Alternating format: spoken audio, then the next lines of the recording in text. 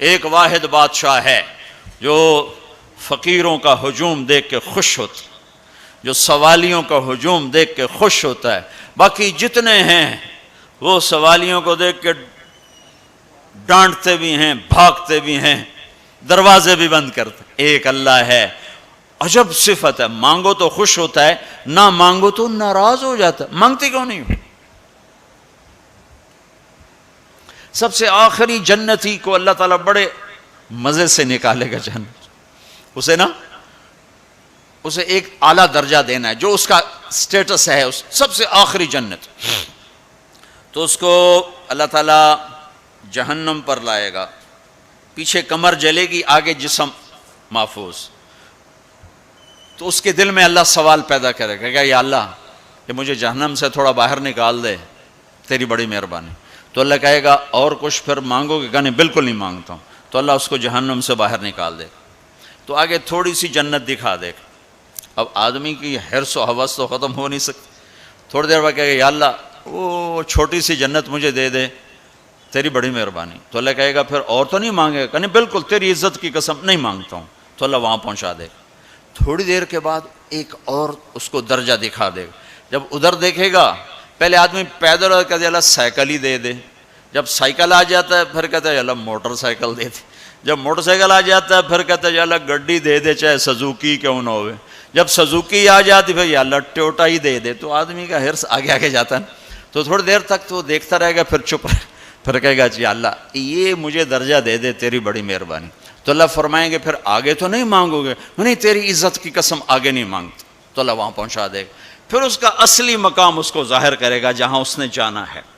وہ آخری جنتی، میرے نبی نے فرمایا میں آنکھوں سے دیکھ رہا ہوں جہنم سے نکل رہا ہے اور جنت میں جا رہا ہے. اس کا نام ہوگا جوہینہ. میرے نبی نے بتایا اس کا قبیلہ ہوگا جوہینہ، عرب قبیلہ ہے، عرب.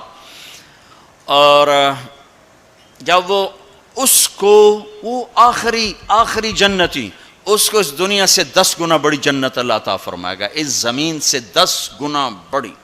تو اللہ یوں دکھائے گا. تو اب وہ اس کو دیکھے گا تو اب جو نظر آ رہا ہے وہ حقیر ہو جائے گا. تو پھر اس کو سوچ آئے گی جو ہن منگے آتا کہ دیں ریورس گیئر نہ لگ جائے، دوبارہ پیچھے دوزخ کی واپسی نہ ہو جائے. تو لہذا چپ، اندر میں ابال اٹھ رہے ہیں کہ مانگوں، اور ڈر لگ رہا ہے کہ اتنی دفعہ قسمیں کھائیں توڑ دیں، قسمیں کھائیں توڑ دیں. تو کہیں اللہ تعالیٰ آگے چل بہنوں واپس کر دو. تو لہذا چپ کر کے بیٹھو. اللہ تو اندر کا بھید جانتا ہے. ہائے.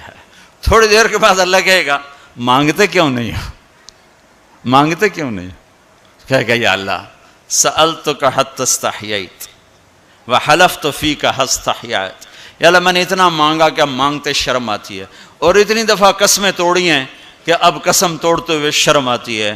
تو اللہ تعالیٰ فرمائیں گے واہ واہ تو نے مجھے لگتا ہے سمجھائی نہیں. اچھا اگر میں تمہیں دنیا سے 10 گنا بڑی جنت دے دوں تو راضی ہے؟ تو کہے گا یا اللہ رب ہو کے مذاق تو نہ کر میرے ساتھ.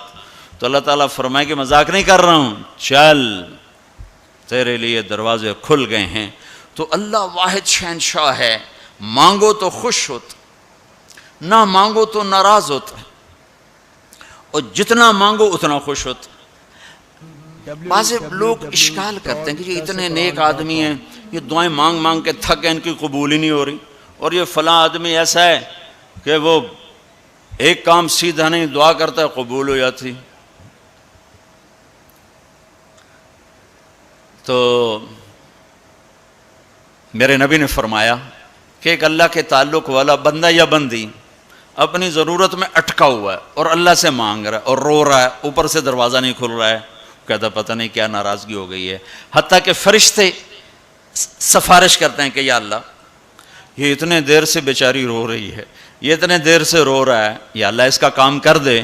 تو اللہ تعالیٰ فرماتے احب ان اسمع حنینہ، مجھے اس کا رونا بڑا پیارا لگ رہا ہے، میں چاہتا ہوں کچھ اور رو لے. دے دیا تو پھر کہیں رونا، لہذا میں چاہتا ہوں تھوڑا یہ رو لے، اس لیے لیٹ ہو رہا ہے، اس لیے لیٹ نہیں ہو رہا کہ میں ناراض ہوں. تو اللہ تعالیٰ کے مختلف اپنے بندوں کے ساتھ معاملات ہیں.